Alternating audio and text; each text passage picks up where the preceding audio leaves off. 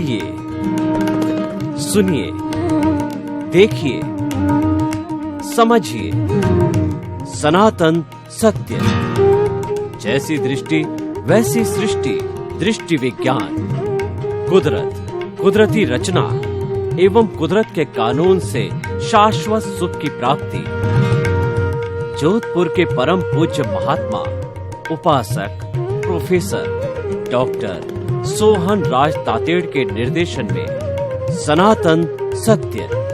जैसी दृष्टि वैसी सृष्टि, दृष्टि विज्ञान।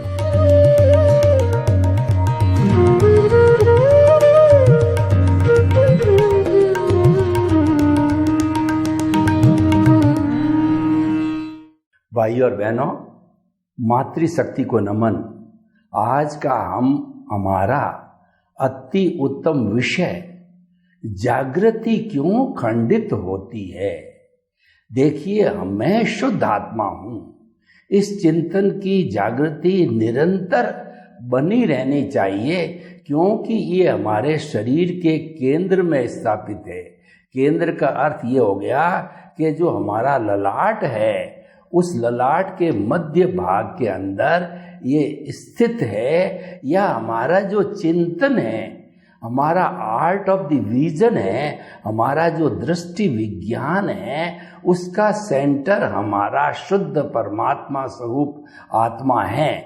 हम एक प्रकार से एक केंद्र से एक वृत्त खींचते हैं जिसकी एक परिधि होती है। तो हमारी साधना का मूल मंत्र, सनातन सत्य का मूल मंत्र है कि केंद्र के अंदर सबसे पहले शुद्ध आत्मा परमपिता परमेश्वर को केंद्रित करो, उसकी प्राण प्रतिष्ठा करके शुद्ध भावों के साथ में उसको स्थापित करो। देखिए, एक शिल्पकार किसी भी भगवान की मूर्ति बनाता है, चाहे महावीर भगवान की हो, चाहे राम की हो, कृष्ण की हो, वह मूर्ति बनकर के जब रखी जाती है तब वो भगवान नहीं कहलाती है। कोई उसको हाथ जोड़ता, उसको पूजन नहीं करता है। लेकिन वही मूर्ति बड़े बड़े आचार्यों, मनीषियों के द्वारा और चतुर्विध धर्म संघ यानी श्रावक श्राविका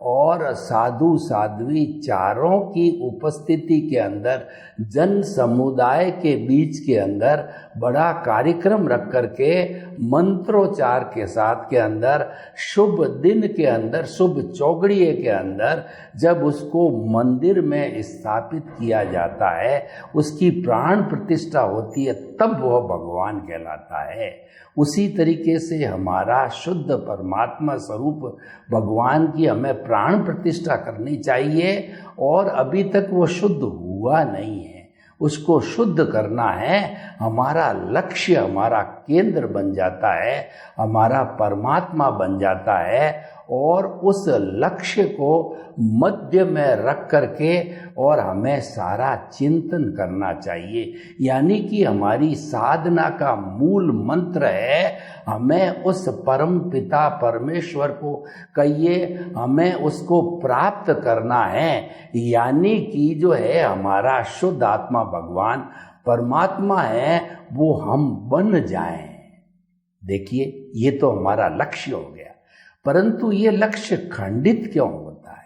ये लक्ष्य खंडित होने का मुख्य जो कारण वो यह है कि हमारा जो उदय और प्रारब्ध चल रहा है वो मैकेनिकल मोड से चल रहा है। वो हम पीछे से लेकर के आए हैं, तो उस मैकेनिकल मोड से चलने के कारण उसका फोर्स इतना तगड़ा होता है, हम उस फोर्स से प्रभावित हो जाते हैं। फोर्स से प्रभावित होकर के उस धारा में बह जाते हैं। यानी कि हम उदय और प्रारब्ध के साथ के अंदर तन्मयाकार हो जाते हैं। देखिए, तन्मयाकार शब्द बहुत ही अच्छा शब्द है। जो लोग साधक हैं, साधना करते हैं, उनको तन्मयाकार होना चाहिए। तन्मयाकार कहाँ होना चाहिए? उनको शुद्ध आत्मा परम पिता परमेश्वर में तन्मयाकार होना चाहिए। और उससे जो है अलग किससे होना चाहिए? हमारी जो अज्ञा है, हमारी प्रकृति है उससे अलग रहना चाहिए। दूसरे शब्दों के अंदर हमारी सारी साधना का मूल मंत्र है प्रकृति और पुरुष को अलग रखो। जो सांख्य फिलॉसफी है वो सांख्य फिलॉसफी में बताया जाता है कि जो प्रकृति है वो माया है और जो पुरुष है वो ब्रह्म स्वरूप शुद्ध आत्मा है। जब उस माया की छाया जो है पुरुष के ऊपर पड़ती है तब वो लिप्त हो जाता है और लिप्त होने से वह दूषित हो जाता है। और जब उसको वापस भान आता है कि मैं माया के कारण दूषित हो गया तो पुनः वो जो है साधना करके और शुद्ध होता है। और जो है प्रकृति और पुरुष अलग रहते हैं। जीवन भर प्रकृति और पुरुष को अलग रखो। प्रकृति हमारी मन वचन काया है और पुरुष हमारा केंद्र में स्थापित शुद्ध आत्मा भगवान है। अभी शुद्ध हुआ नहीं है, इसको शुद्ध करना है, इसको परमात्मा बनाना है, परमात्मा होना है। उसके लिए 1 जन्म लगे, 2 जन्म लगे और ज़्यादा जन्म भी लग सकते हैं। तो देखिए जागृति का अर्थ होता है सतत निरंतर लक्ष्य में रहना, ये जागृति कहलाती है। तो ये जागृति खंडित क्यों होती है? मैंने बताया कि वो कर्मों के फोर्स के कारण होती है। तो खंडित होती है तो उसका उपाय क्या है? खंडित तो हो गई लेकिन खंडित करना नहीं है, तो कारण तो हमको पता पड़ गया। Without the cause there is no effect at all. जो हमारी प्रकृति का नियम है, कुदरत का नियम है कि बिना कारण के कोई कार्य नहीं होता है, यानी कि हर कारण का कार्य होता है और कारण कार्य में बदलता है और कार्य कारण में बदलता है, यह भी चलता रहता है। तो कारण हमको पता चल गया, अब उसका हमको निवारण करना है। तो उसका निवारण क्या है कि जो हमारा सनातन सत्य है उसका उपयोग करना है। सनातन सत्य कार्यक्रम यूनिवर्सल ट्रुथ कहलाता है, सार्वभौम सत्य कहलाता है, ultimate reality of the universe है। सनातन सत्य जो है ये ब्रह्मांड के रहस्यों की खोज करता है।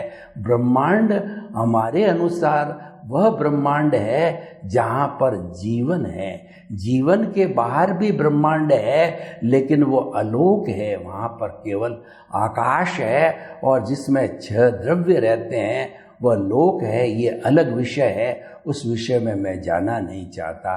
तो ब्रह्मांड जो है उसके रहस्यों का उजागर कराने वाला सनातन सत्य है, अल्टीमेट ट्रुथ है। और सनातन सत्य सिद्धांत के ऊपर आधारित होता है। वो सिद्धांत क्या है? कुदरत और कुदरती कानून, वो दोनों सनातन हैं।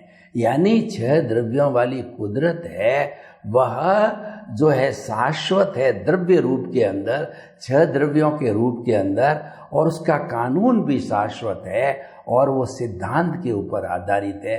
बिना सिद्धांत काम नहीं करता, इसको सनातन सत्य कहते हैं। लेकिन अवस्था रूप के अंदर वो 6 द्रव्य बदलते रहते हैं, हर क्षण हर वस्तु बदलती है। तभी कहा गया है कि जो संचरण करता है वो संसार है। यह संसार हर क्षण जो है बदलता रहता है, इसी कारण इसको संसार कहा गया है। तो भाई और बहनों, संसार में प्रतिक्षण हर वस्तु बदलती है क्योंकि अवस्था के अधीन है। अवस्था जो है वह हमेशा जो कहना चाहिए अंत वाली होती है, हमेशा नाशवान होती है। लेकिन शाश्वत कहिए, परमानेंट कहिए, वो कभी नाश नहीं होता। वो हमारा शुद्ध परमात्मा स्वरूप आत्मा, हमारा क्या संपूर्ण जीवित प्राणियों का वो एक सा है। तो हम बात कर रहे थे कुदरत और कुदरत के कानून की और उससे जुड़ा हुआ कुदरती रचना। ये कुदरती रचना जो है हर प्राणी की, जीवित प्राणी की अलग अलग होती है क्योंकि जड़ जो है उसमें ज्ञान दर्शन नहीं होता है, इसीलिए उसकी कुदरती रचना नहीं बदलती है। वो तो जो है वो जड़ रूप के अंदर ही होता है, लेकिन वो टूटता है, गलन मिलन धर्मा है, इस कारण उसकी भी अवस्था बदलती रहती है। तो इसीलिए वो द्रव्य रूप में तो जड़ और चेतन दोनों शाश्वत है, और अवस्था रूप के अंदर उनकी अवस्थाएं बदलती रहती है। तो जब ये सारा अवस्थाएं बदलती है, इसको कुदरती रचना कहते हैं। कुदरती रचना दो प्रकार की होती है। एक तो होती है कि हमारी नेचुरल कुदरत। नेचुरल कुदरत का अर्थ होता है कि समय पे सूर्य उगता है, समय पे अस्त होता है, और रात आती है, और सर्दी आती है, गर्मी आती है, बरसात आती है, पतझड़ आता है, बसंत ऋतु आती है। ये अपने अपने नियम से आती रहती है, जाती रहती है, और अवस्था रूप में ही परिवर्तनशील रहती है। तो भाई और बहनों, ये तो हो गया हमारा नेचुरल कुदरती रचना। और एक जो जीवित प्राणियों की कुदरती रचना का अर्थ होता है उनका जैसा भाग्योदय है, पुण्योदय है, पापोदय है, और कर्मों का भुगतान है, हिसाब है, परिणाम है, लेना है, देना है, डेबिट है, क्रेडिट है, वह भी हर क्षण बदलता रहता है, और उसका नियंत्रण करने वाली भी कुदरत है। यानी कि हम जब जन्म लेते हैं और हमारी मृत्यु होती है, इसके बीच में जो हमारा जीवन होता है, उस जीवन के मन वचन काया का संपूर्ण नियंत्रण जो है कुदरत के हाथ में होती है। हम कुदरत के अधीन हो जाते हैं, हम कर्मों के अधीन हो जाते हैं। कहा भी गया कि रंग मंच यह जगत है, और कर्म खिलावन हार, और नाना रूप बनाए के, और चेतन खेलन हार। जैसे कि रामायण की जो कथा होती है, उसके अंदर कोई राम बनता है, कोई लक्ष्मण बनता है, कोई सीता बनता है, कोई हनुमान बनता है, कोई विभीषण बनता है, कोई रावण बनता है। तो ये अपना अपना रोल करके और अलग हो जाते हैं। तो ठीक उसी तरह से हर प्राणी अपने कर्मों का भुगतान संपन्न करके इस जो है कुदरत से चला जाता है। कुदरत तो शाश्वत है, हमेशा एक सी रहती है।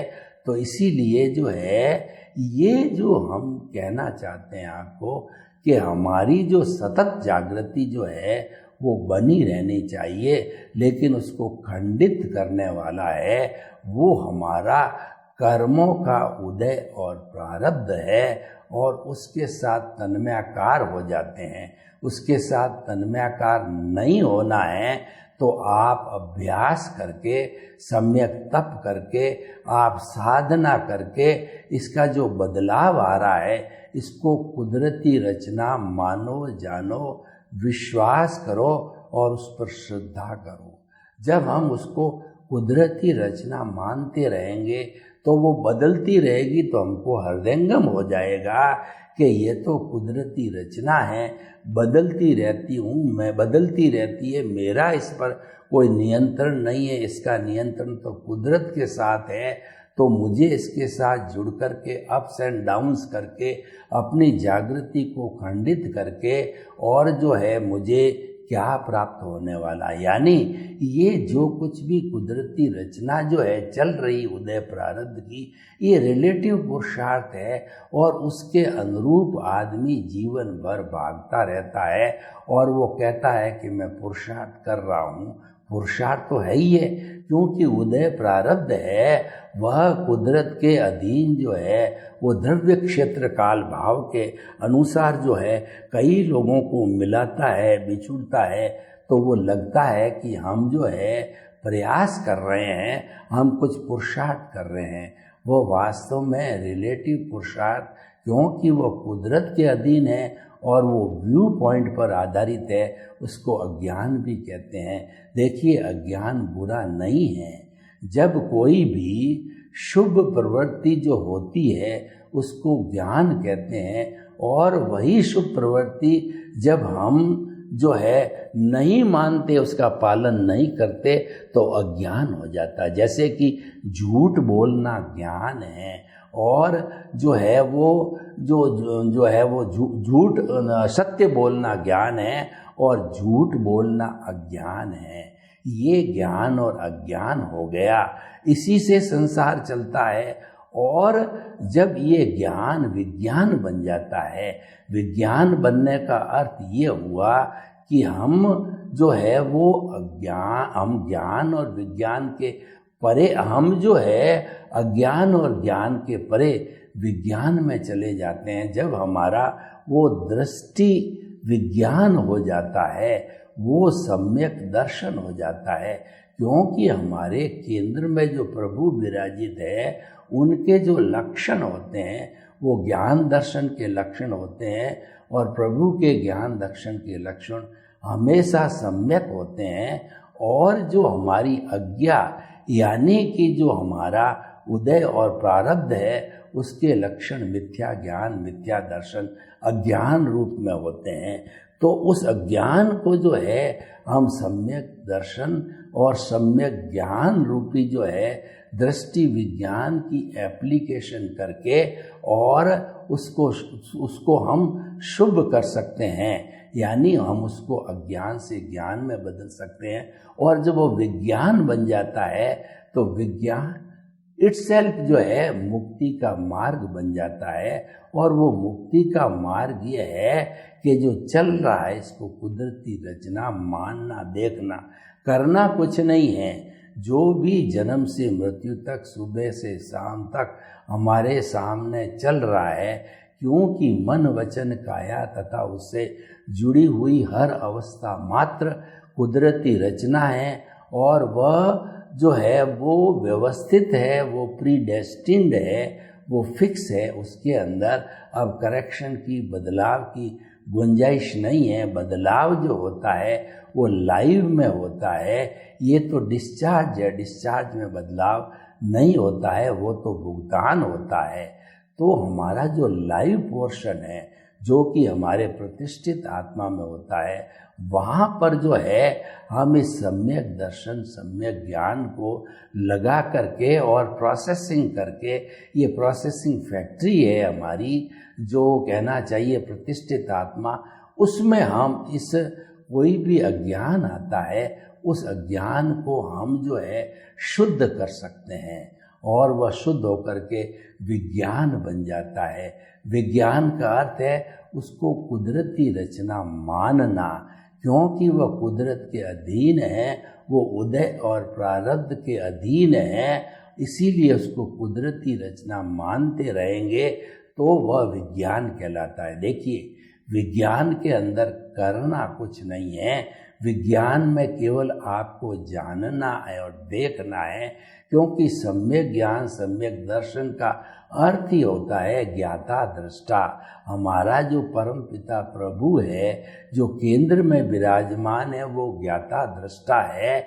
और उसकी जो भाव सत्ता है, प्रज्ञा है, वह जब बाहर आती है, जब हमको ज्ञान मिलता है, जब हमको एनलाइटनमेंट होता है, तो प्रज्ञा जब बाहर आती है तब वो मॉनिटर करती है। और मॉनिटर करके हमारी जो जागृति खंडित हो रही है, उस जागृति को पुनः जो है हमको केंद्र में लाती है।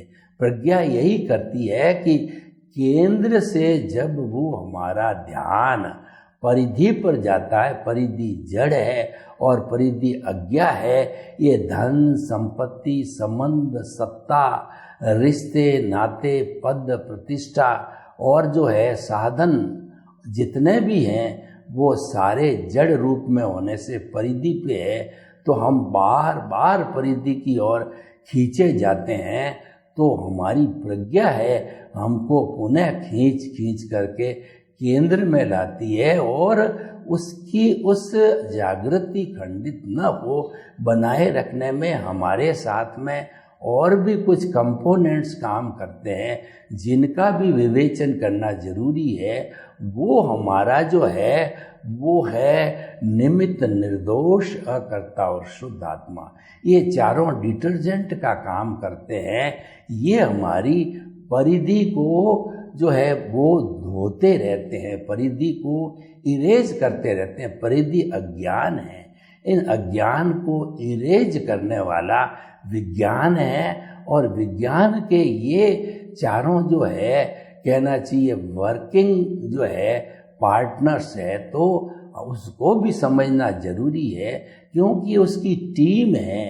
तो हमारा निमित्त का अर्थ ये हुआ कि हमारे को नो जो है ऑनरशिप, नो डूअरशिप का सिद्धांत जब मिला हमारे को, गुरु ने एनलाइटमेंट दिया, तो उसकी एप्लीकेशन करते रहना चाहिए। जब हम अकर्ता और दुनिया के समस्त प्राणियों को अकर्ता मानते हैं, तो समस्त दुनिया और समस्त प्राणी जो है हमको निर्दोष नजर आती है। सारी सृष्टि जो है हमको जो है वो वीतराग नजर आती है। यानी कि निमित्त भाव का उपयोग करने से सामने वाला निर्दोष नजर आता है, और जब हम उसको निर्दोष दृष्टि से देखते हैं तो वो अकर्ता, तो निमित्त कहिए अकर्ता कहिए, वो तो एक ही बात है।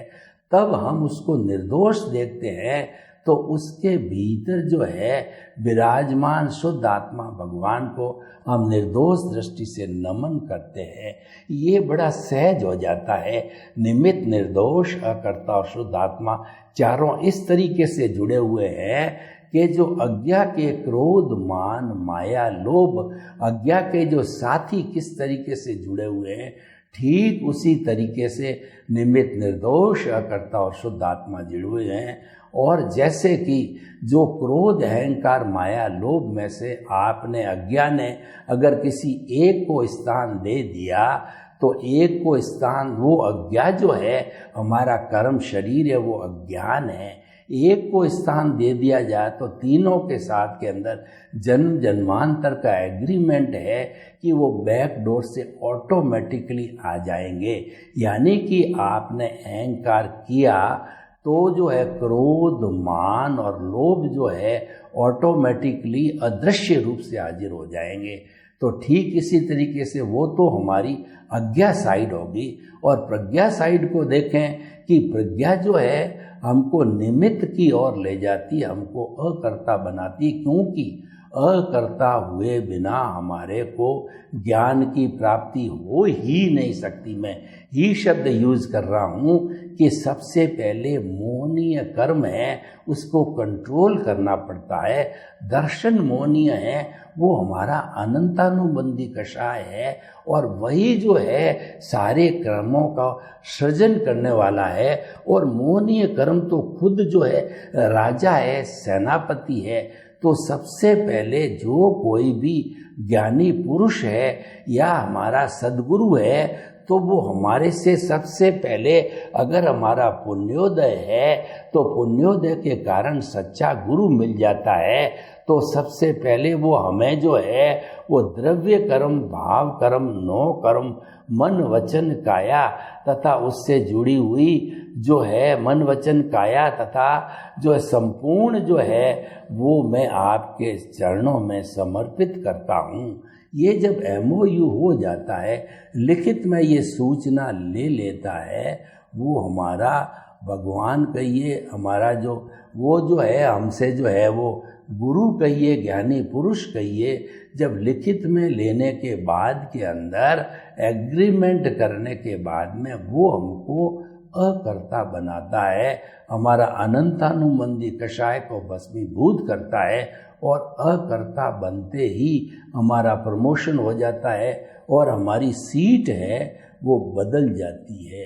यानी हमारी जो सीट है वह जो है वो हमारी बहिर आत्मा से अंतर आत्मा हो जाती है, जिसके साथ के अंदर उद्यम करने वाली प्रतिष्ठित आत्मा भी होती है, और वो सारा पुरुषार्थ करती है, चाहे रिलेटिव पुरुषार्थ हो चाहे रियल पुरुषार्थ हो। ये पुरुषार्थ करने वाली फैक्ट्री है, क्योंकि दुनिया में लोग कहते हैं कि पुरुषार्थ के बिना कोई तरक्की नहीं है। तो जो पुरुषार्थ करने वाला प्रोसेसिंग हाउस है वो हमारी प्रतिष्ठित आत्मा सारा करती है। तो हम आपको ये बताना चाहते हैं कि हमारी जो जागृति खंडित होती है उसके लिए कुदरती रचना देखते रहो, वो पुनः स्थापित हो जाएगी। सर्वे भवन्तु सुखिनः, सर्वे सन्तु निरामया। लोक के जीवों को सुख मिले, शांति मिले, आनंद मिले, प्रेम मिले, सौहार्द मिले, और हम सब कुदरती जितना देखते देखते मुक्ति को प्राप्त हो। आपके प्रति शुभ भावना, मंगल भावना।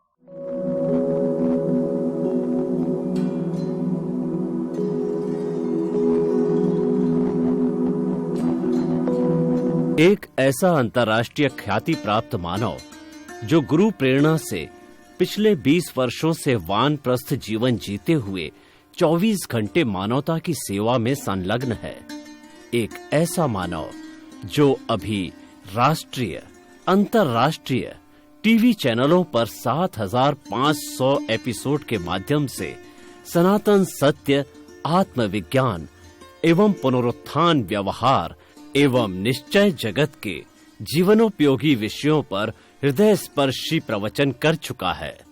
उस मानव का नाम है महात्मा उपासक प्रोफेसर डॉक्टर सोहन राज तातेड़। प्रोफेसर तातेड़ द्वारा योग, दर्शन, शिक्षा विषयों पर रचित पीएचडी स्तर के 250 शोध ग्रंथ भारत के 100 प्रतिष्ठित विश्वविद्यालयों में शोधार्थी पढ़ रहे हैं तथा वे सभी शोध ग्रंथ वहां की सेंट्रल लाइब्रेरियों में उपलब्ध हैं। महात्मा सोहन राज ने अभी तक हजारों स्कूलों, कॉलेजों, विश्वविद्यालयों एवं संस्थाओं में सेमिनार, वर्कशॉप, कैंप लगाकर लाखों विद्यार्थियों को योग, दर्शन, शिक्षा का प्रशिक्षण देकर उन्हें सुसंस्कारित किया। डॉक्टर तातेड़ ने भारतीय संस्कृति उत्थान के 4000 से अधिक समसामयिक विषयों पर आर्टिकल लिखकर ऑनलाइन जर्नल, पत्रिकाओं, वेबसाइट्स पर प्रकाशित किया, जिसका उपयोग लाखों पाठक कर रहे हैं। उपासक तातेड़ के 5000 से अधिक आज का सुविचार, आज का शुभ संदेश, आज का मंगल भावना योग आदि चिंतन websites, Twitter, blogger, Facebook, YouTube माध्यमों से लाखों लोग अपना जीवन निर्माण कर रहे हैं। मानवता के मसीहा ऐसे महामानव महात्मा सोहन राज तातेड़ के प्रोफाइल को अभी तक विश्व के 20 लाख दर्शक यूट्यूब पर, 12 लाख गूगल पर एवं लाखों दर्शक फेसबुक, ब्लॉगर, ट्विटर और इंस्टाग्राम पर देख चुके हैं।